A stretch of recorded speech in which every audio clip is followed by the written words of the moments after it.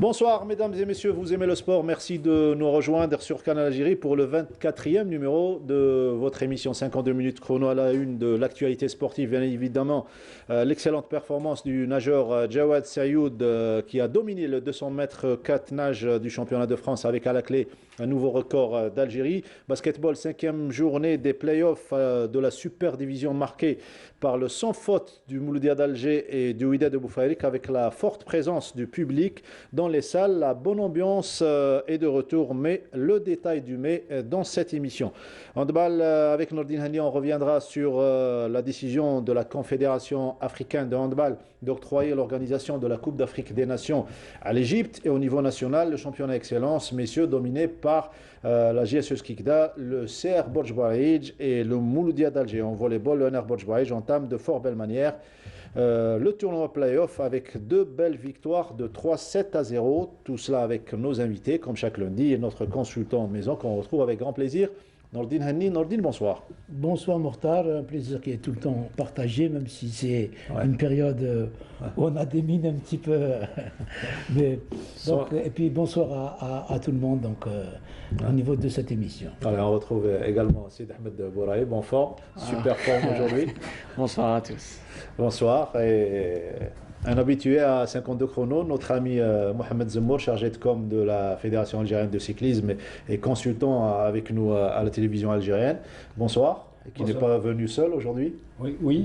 Je suis venu avec un ami, un cycliste que je vais nommer tout de suite Yassine Chalel, qui est un spécialiste de cyclisme sur piste. Donc on aura tout le temps de parler lors de cette émission. Bonsoir et bienvenue. Bonsoir à toutes et à tous et merci de m'avoir invité. C'est un devoir de vous inviter et surtout de parler de votre discipline chère, à savoir le cyclisme et plus spécialement la compétition sur piste. Voilà, le décor est bien planté. On va commencer, avant de présenter bien évidemment l'invité, on va commencer par ce qui a fait l'événement et surtout cette excellente performance de Jawad Sayoud qui s'impose sur le 200 mètres 4 nage Sid Ahmed Bouraïb au championnat de France. Et comme vous l'avez dit, Mortar, lors de la quatrième journée, qui a remporté la médaille d'or avec un temps d'1 minute 58 secondes 93 et qui a aussi réussi à battre deux records nationaux de papillon, le 50 mètres papillon, à un nouveau record qui est de 24 secondes 33, un record qui était détenu par Salim Ilas depuis 18 ans. Et aussi en 200 mètres papillon avec 24,02, donc deux records nationaux pour Jawad lors de ces championnats de France. Et surtout ce titre dans un pays de natation, on va dire, Nordine Hani. Oui, comme par hasard, hier sur ma page Facebook, donc vous voyez, on vous parle des souvenirs que vous avez, et on m'a dit, vous avez 7 ans d'amitié avec Jawad Sayoud. C'est ressorti, donc on s'était rencontrés avec son père et son frère dans un restaurant à Khoroub, alors que j'allais faire un match de foot à Constantine. Et donc ça confirme ce qu'on pensait de lui il y a 7 ans de cela. Il est champion de France parmi dans un pays où, et il peut nous le confirmer, où la natation est très cotée. Dans le 50 mètres nage libre papillon, il a battu en série, il a battu Manodou, qui est un champion olympique. Donc il est en train de faire une carrière extraordinaire, il est encore jeune, il a encore une marge de progression.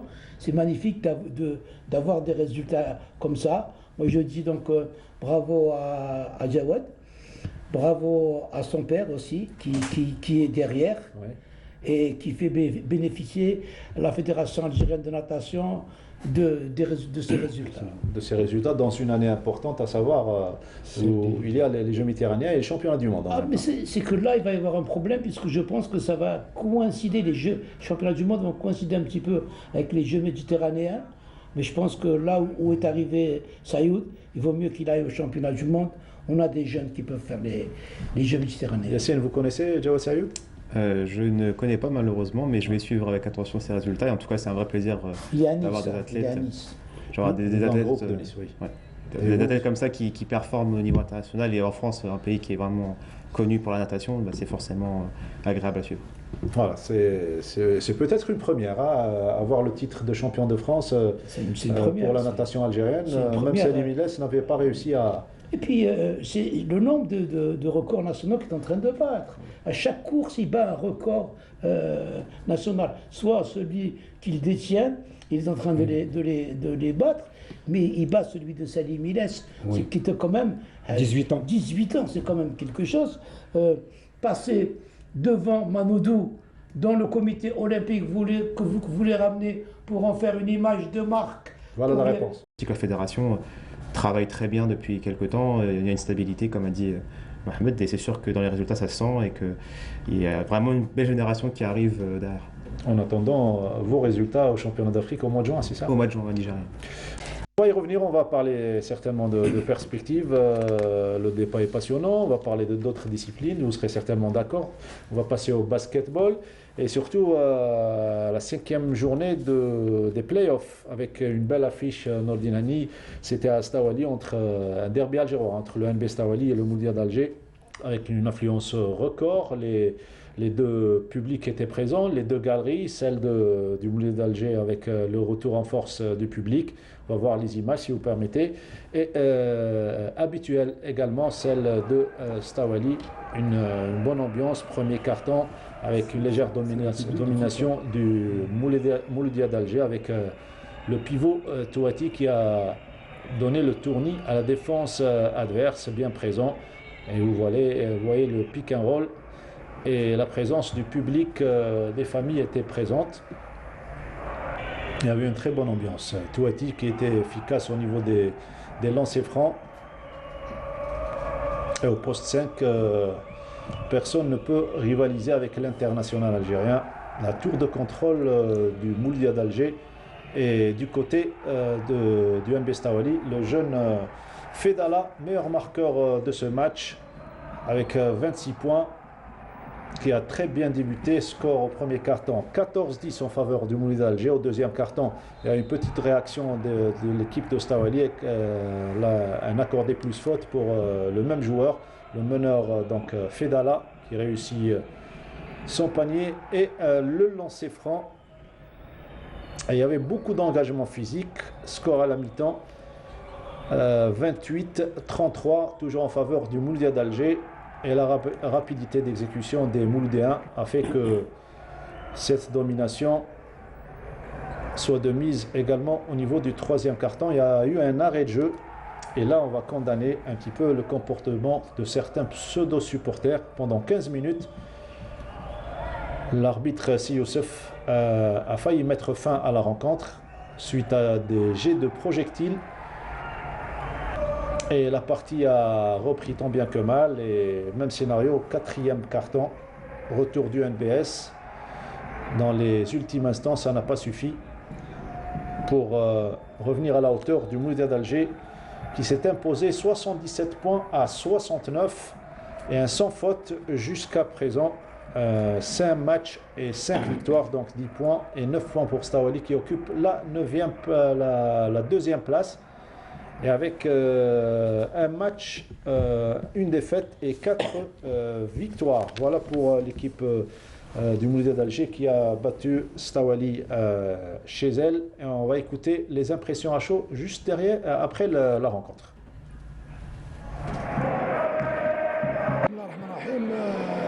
Le mois de Ramadan, c'est difficile de jouer le soir. C'était prévu on joue à 11h, on a joué à 11h30, minuit moins 20. On savait que c'est un match difficile. Chez eux, l'équipe de Stawali, ils n'ont pas perdu de match. Nous aussi, c'est la même chose. Mais c'est un bon match de basket. On a retrouvé le public du Mouloudia. C'est très important pour nous. Et le public de Stawali aussi. On a vu que le match, ça jouait sur les détails. On n'avait pas la réussite. Mon équipe n'avait pas la réussite sur les shoots à 3 points. Et pourtant, on a des joueurs. Mais on a joué par rapport aux autres détails. On a su gérer le match. On a mené dès le départ. Dès le départ, on a mené. Donc pour nous, c'est une victoire importante pour la suite du championnat. Je voudrais remercier tous mes coéquipiers. On était tous solidaires. On savait qu'est-ce qui nous attend sur le terrain. Et puis on a bien appliqué nos directives. Et heureusement qu'on a pu surmonter notre morale par rapport à la première mi-temps parce qu'il y avait beaucoup d'arrêts. Par rapport au match, on était plus efficace par rapport à eux. Alhamdoulilah, on a pu récolter cette victoire. Sans fois jusqu'à présent, certainement jouer le titre. Bien évidemment, c'est sûr. Comme d'habitude. Comme d'habitude, c'est le doublé ou pas. Objectif, le doublé ou pas, comme on vient de l'entendre de la bouche même du joueur, Nejmeddine Belkacemi qui évolue au Mouloudia d'Alger. Voilà pour ce match NBS MCA. C'était l'affiche de la 5e journée play-off. Il y avait une autre affiche et on se devait d'être présent également à Boufarik.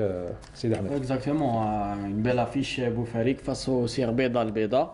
Donc la première mi-temps était très serrée, mais à la fin, Boufarik a pris l'avantage. On va dire que Boufarik a plus d'expérience dans ce genre de match. Ce genre de match, surtout avec la présence de son public. On va voir tout cela en image avec ce commentaire signé Sidi Ahmed Bouraïb. Le début du match est équilibré. Les locaux remportent le premier quart-temps 20-7. Le deuxième acte est très serré, mais porté par leur public. Les Boufarikois rentrent au vestiaire avec l'avantage 38-31. Au début du troisième quart-temps, les locaux ramènent rapidement l'écart à 10 points. Un écart qui ne cessera de s'élargir. Les joueurs de Dal-Beda ne sont plus que l'ombre d'eux-mêmes. Score du troisième quart-temps, 63-35. Un quart-temps où les visiteurs n'ont pu inscrire que 4 points.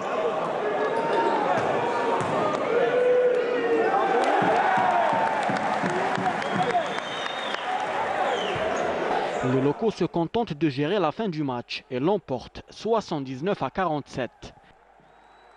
Je pense que le mérite revient aux efforts des joueurs.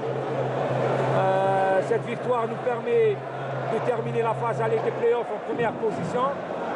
On a deux matchs à domicile durant la phase retour.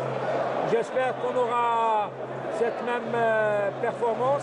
Comme ça, on prépare la phase finale plus calmement. Un dernier mot au public, il faut dire merci au public. Inch'Allah, on le retrouvera durant tous les matchs. Comme ça, Inch'Allah, on va leur offrir le titre à terme. Grâce à cette énième victoire, le Hope consolide sa place de leader avec 10 points, alors que Dal-Beda est 5e.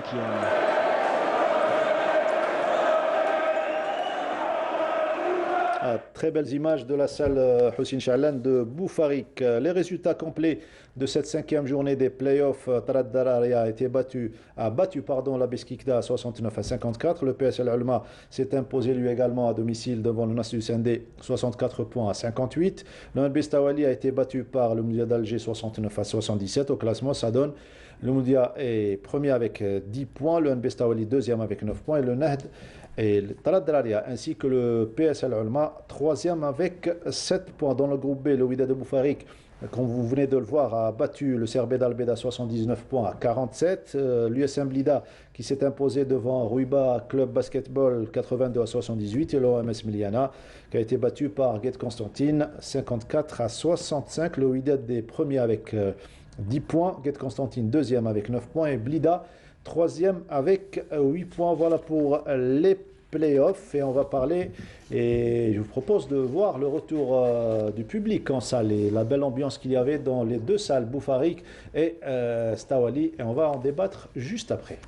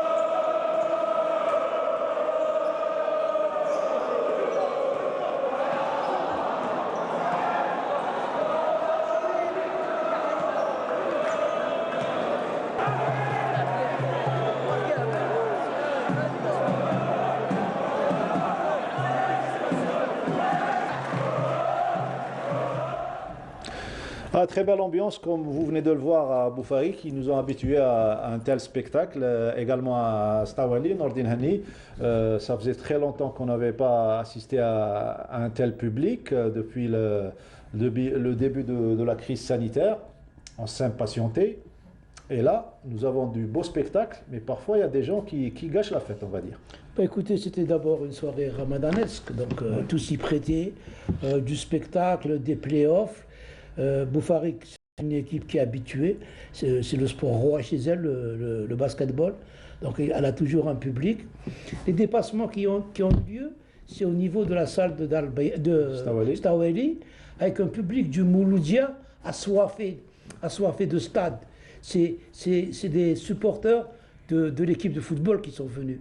Donc ça fait longtemps qu'ils n'ont pas pu voir leur équipe de football. Non, pour avoir assisté, et là, c'était surtout quelques pseudo-supporters de Stawali qui jetaient un petit peu les... Absolument. Donc, on ne va pas leur donner raison, mais on va dire qu'ils ont été quand même privés de ça pendant plus de 2 années. Ouais. Ils reprennent avec cette envie de vouloir tout faire. Ouais. Mais c'est bien déjà que le public revienne sur les salles dans les autres disciplines. Mais votre conseil, c'est qu'il faut se calmer quand il s'agit d'encourager son équipe. C'est aux dirigeants maintenant d'agir. C'est aux dirigeants d'agir.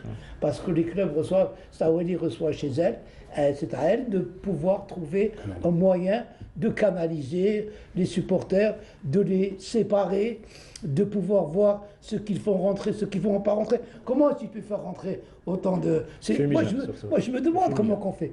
Alors, il y avait un service d'ordre important ce jour-là. Absolument, donc il y a des complicités, il y a tout, mais c'est quand même, il y a de l'ambiance, c'est bien, il faut juste qu'il y ait un peu plus de gens qui soient là pour canaliser tout ça. Pour les encadrer surtout, et puisqu'il y avait des familles, c'était un petit peu dommage d'entendre certaines choses qui nous faisaient fuir de la salle. Voilà, la parenthèse est fermée concernant le public, et on va rester avec les déclarations. On va écouter surtout Harouni Farjla parler du retour du public. ضد المباراة لأن عرفنا انقطاع مرتين، وما ننسوش باللي اللاعب يكون في المباراة ويكون سخون باش يلعب. عندما تنقطع المباراة صعب الشيء باش يعاود يدخل في المباراة، وحنا عرفنا كيفاش نسيروا هذو الانقطاعين. ولكن ان شاء الله ما يكونوش هاد الاعمال هذو مع الشغب، ما نسميهمش اعمال شغب، لان الجمهور يحب يساند الفريق تاعو ويحب يفوز الفريق تاعو. ولكن كاين بعض الجماهير، ماهوش كل الجماهير، بعض الجماهير ما عرفوش كيفاش يتمسكوا في الزمام تاعهم. ولكن كما نقولوا غروسو مودو المباراة جرات في روح رياضية، والحمد لله عرفنا كيفاش نفوزوا. Voilà, c'était Harouni Farjla qui revenait sur le comportement de certains pseudo-supporters. Moi, je dirais simplement que l'importance du public, elle est là. Toutes les disciplines, tous les clubs, toutes les équipes ont besoin de ce public. Je citerai un tel exemple lors des championnats d'Afrique de Sharm el-Sheikh en Égypte. Ouais. L'équipe de l'Érythrée, leur ambassadeur a loué des bus. Il a fait déplacer pas mal de monde sur le lieu de la compétition pour justement encourager leurs cyclistes. Vous aimez le basket?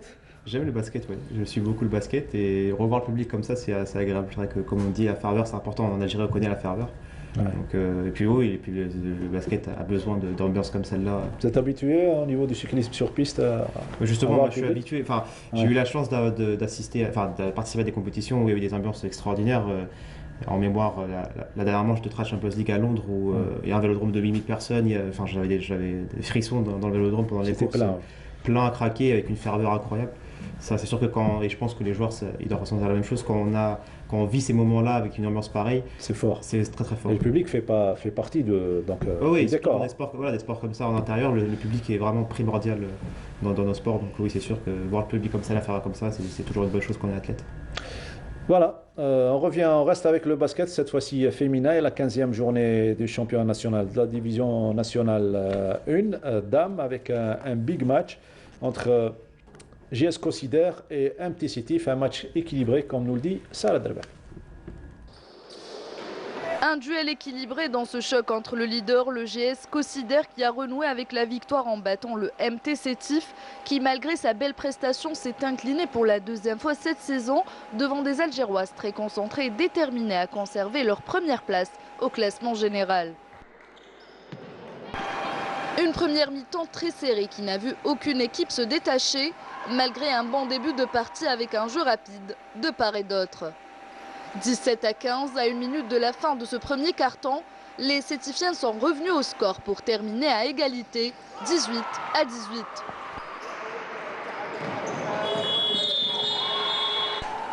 La deuxième manche a été riche en suspense. Les deux équipes prenant la tête du tableau d'affichage à tour de rôle n'ont pas réussi à prendre l'avantage pour quitter le parquet sur un score nul de 30 partout. Et à la pause, rien n'était fait. Le scénario se poursuivait dès le retour des vestiaires avec des Sétifiennes plus motivées qui ont pris 3 points d'avance mais jamais plus. Dans une troisième manche riche en paniers et remportée par l'équipe locale qui est restée collée au basket du MT Sétif pour finir avec un seul point d'écart, 48-47.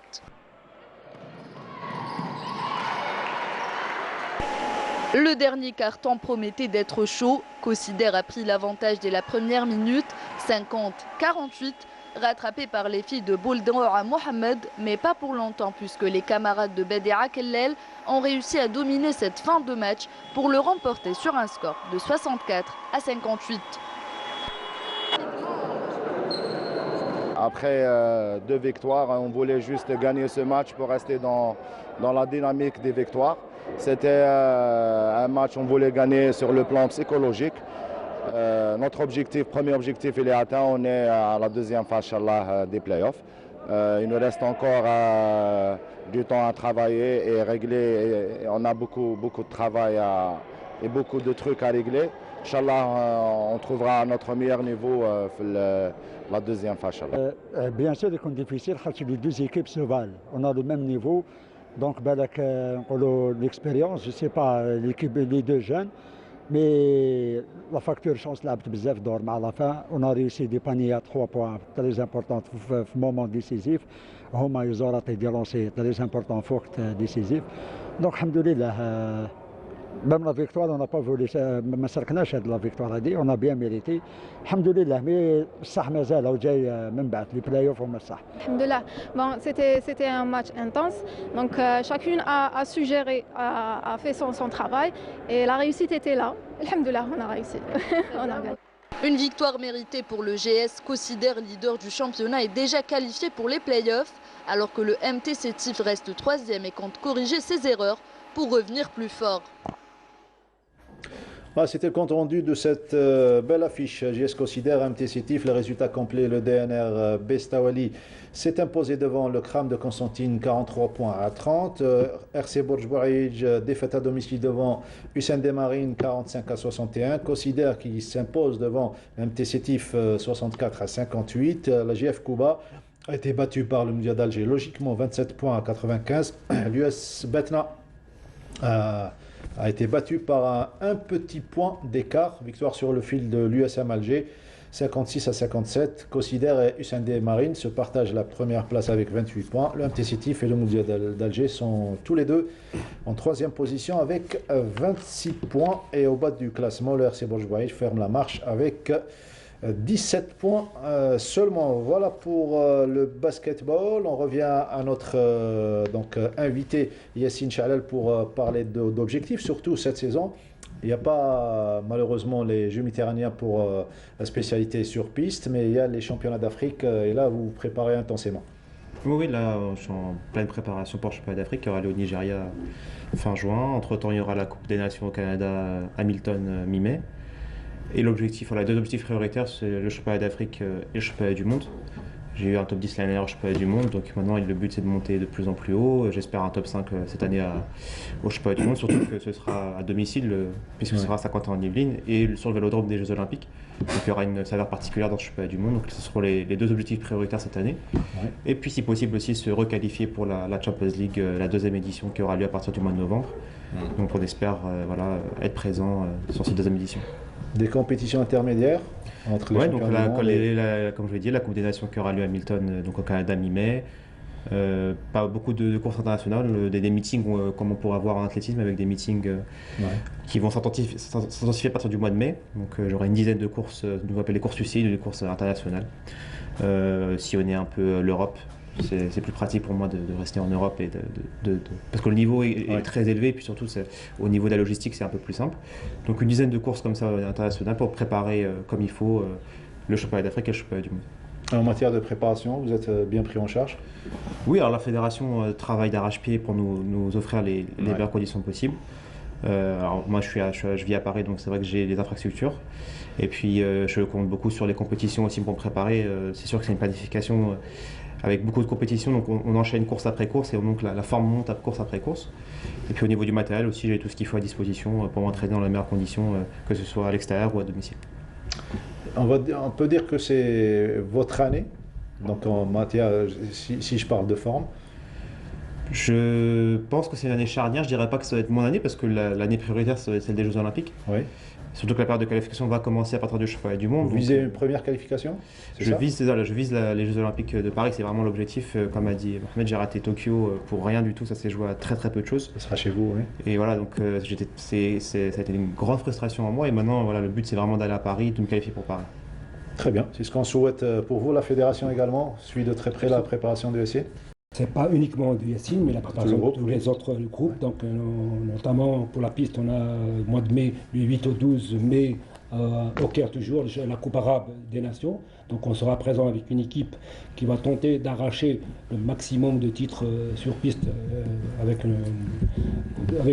l'encadrement de Haneshi Abdelbasset qui a pris l'ancien champion de cyclisme sur route, qui a pris en charge donc l'équipe nationale. Ça se travaille dans de bonnes conditions et on prépare, si vous permettez, tout de suite après, on a le Tour d'Algérie qui revient. Après le Tour d'Algérie, donc c'est une bonne nouvelle qui revient à partir du 20 au 28 mai, on va faire Alger-Oran. Oran, pourquoi? C'est la ville méditerranéenne et on aura deux courses test events sur Oran. Donc on va débuter sur Alger, sur le parcours des classiques du cyclisme sur les affaires étrangères, le ministère des Affaires étrangères. Puis on ira, la première étape c'est Zeralda Blida, Schlef, Mostaganem, Oran. On aura deux courses à Oran, puis on reviendra sur Alger, sur un critérium au niveau d'Alger. Donc ça, c'est le Tour d'Algérie, donc le programme est ficelé comme ça. Depuis 2018, on n'a pas eu droit du cyclisme. Le dernier tour, c'était en 2018, lorsqu'on a fait une première vers Tamerasset, on a fait la première étape à Tamerasset, et depuis, pour des raisons de 2019, on n'a eu pas de Covid. Non, pas le Covid. Avant 2019, il y avait des problèmes de la fédération qui n'étaient pas stables, puis le Covid, et on reprend cette année avec le Tour d'Algérie qui sera organisé avec des équipes nationales algériennes, bien sûr, l'Égypte, la Tunisie, la Libye qui sont présentes. L'Érythrée, comme d'habitude. L'Érythrée, non. Donc il y aura parce qu'on n'a pas fait beaucoup de participation. Il y aura des clubs. Le Mouloudia d'Alger va participer avec une club, l'équipe nationale militaire et des sélections régionales. Plus des clubs, le club de Yacine qui sera présent au cycle de Paris.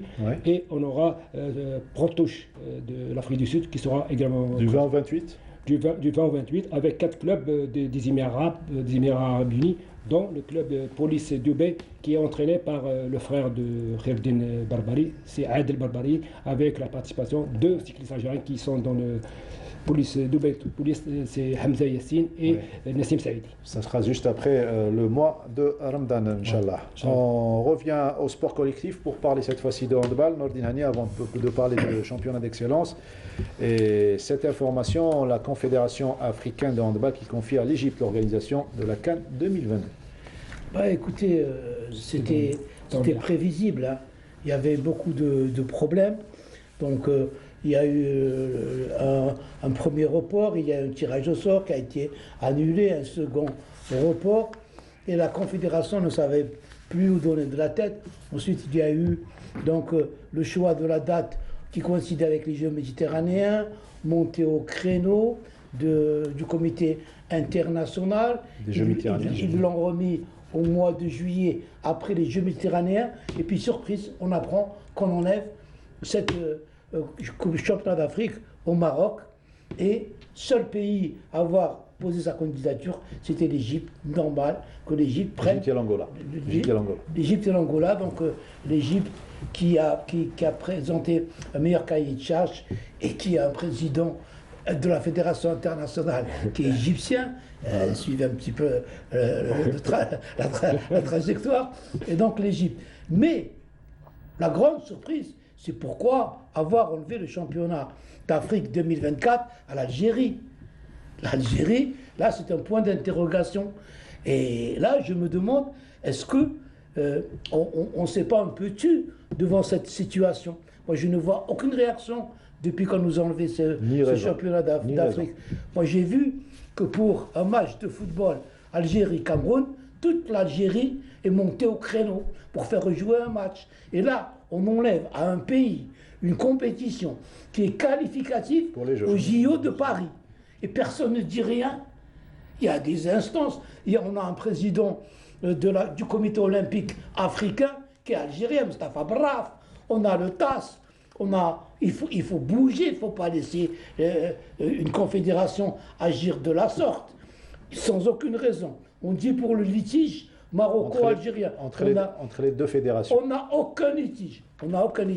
Mais quand on tourne avec un directoire de 2 personnes, quand on n'a pas une fédération forte, quand on n'a pas des gens qui sont derrière, eh bien il faut laisser. Et vous savez qui c'est qui est concurrent pour 2024 ? Ce candidat, c'est l'Égypte.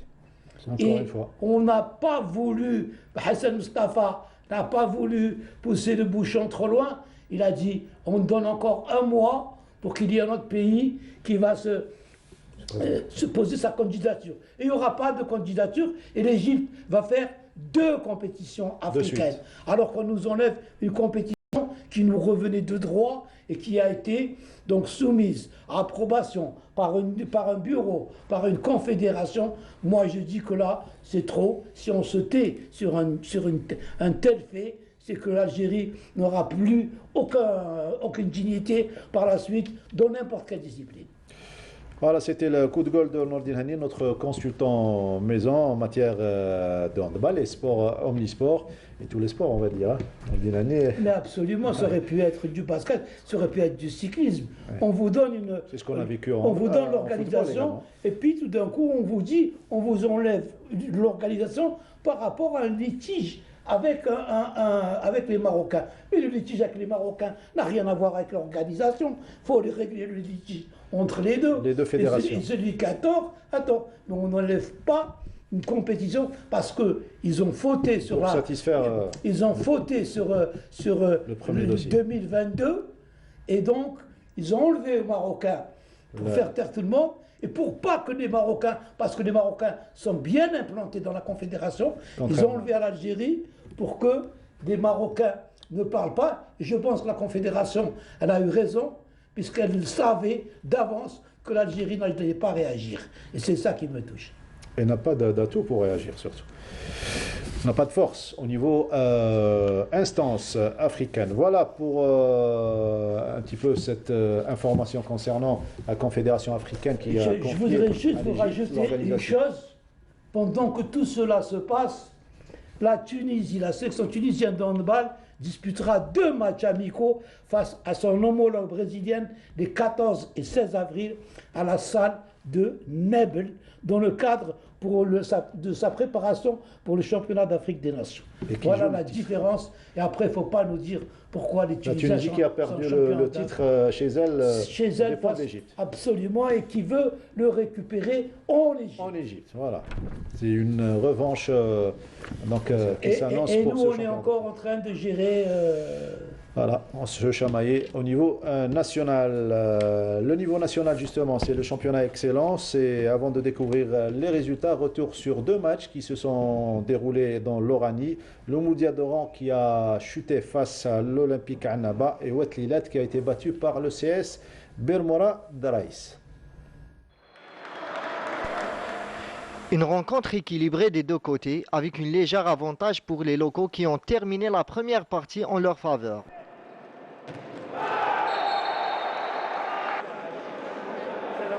La deuxième mi-temps est très serrée, les visiteurs reviennent dans la partie et prennent l'avantage. Le match reste jouable pour les deux équipes jusqu'à la fin, mais les Annabi l'emportent finalement 26-25. Grâce à cette victoire, les Annabi se qualifient pour les playoffs en compagnie de Skikda, alors que le MCO jouera les playdowns.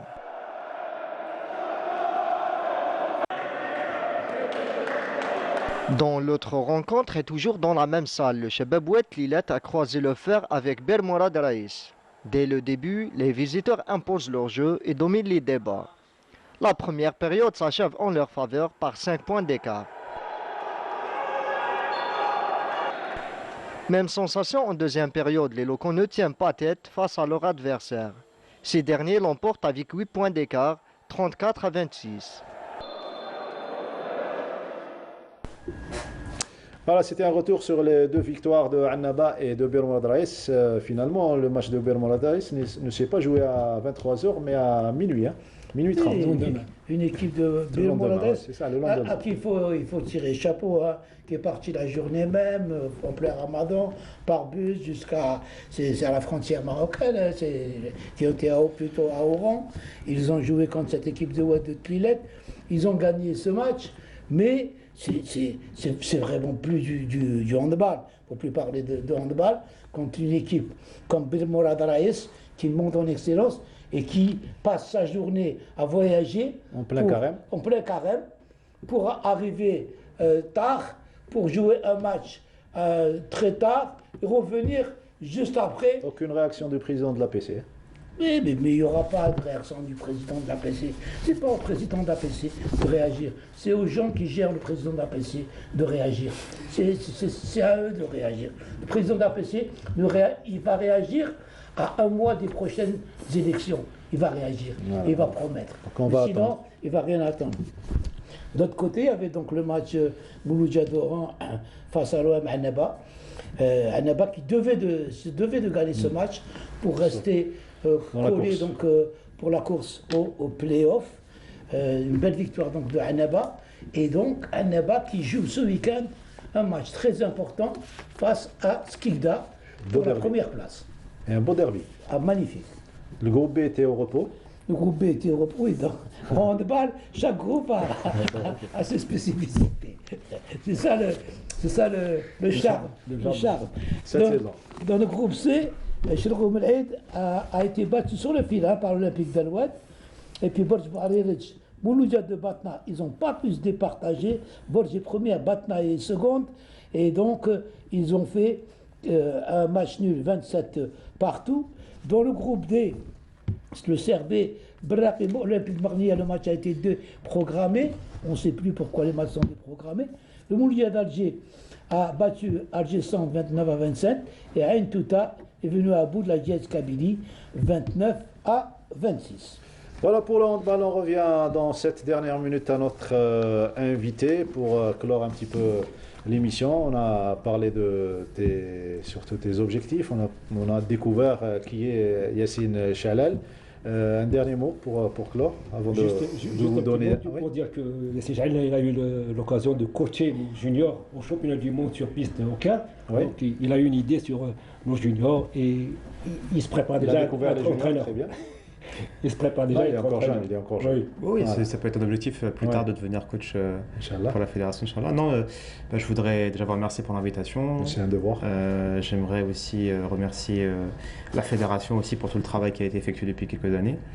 Et j'invite toutes celles et ceux qui le veulent à me suivre, à suivre mes aventures sur mes réseaux sociaux, que ce soit sur ma page Facebook, sur mon compte Instagram et sur ma chaîne YouTube. Et l'adresse Yassine Chalel, donc Yassine Chalel sur Instagram et sur Facebook. C'est H-A-L-E-L. L-E-L, tout à fait. Oui. Et donc poursuivre toutes mes aventures et j'espère revenir très rapidement ici, être invité à nouveau sur votre plateau. Ce serait un vrai plaisir de revenir. C'est un plaisir. Un coucou pour la famille. Un coucou à mes familles, à mes parents qui me regardent très certainement devant la télévision. Un coucou particulier à Nasser Chiroun, sans qui rien ne serait possible pour être rentré dans la sélection algérienne. Et un coucou, même si c'est pas vraiment français, à mon épouse Ibtissem Zaïd qui regarde aussi l'émission aujourd'hui. On va lui dire Sahar Mdanak et à toute la famille. Comme j'ai encore un peu de mémoire qui me reste, on n'oublie pas Admi Amri. Ah oui, Amir Lamri, hier, donc ça faisait 10 années qu'on l'avait perdu, là, un pionnier de l'athlétisme algérien. Le père de la boxe, de l'athlétisme. Moi j'ai eu l'occasion de le côtoyer quand j'ai fait mon service militaire à l'EMEPS de Benacoun à l'époque. C'était quelqu'un qui aimait cette discipline et il était aimé de tout le monde. Donc, Rabbi Yarhamou, Moussaleh. Amir Lamri, Rabbi Yarhamou, on ne l'oubliera jamais. Voilà ce qui prend fin. Donc, cette émission, on se retrouve lundi prochain pour d'autres informations. Merci à toute l'équipe du studio numéro 7. Merci à Amal Ben Batouche, la réalisatrice. Merci à notre script, Youssef Lissaad, à toute l'équipe. Merci à Mohamed. On se retrouve très prochainement. Et merci à Yacine pour sa présence aujourd'hui. Allez, à lundi prochain.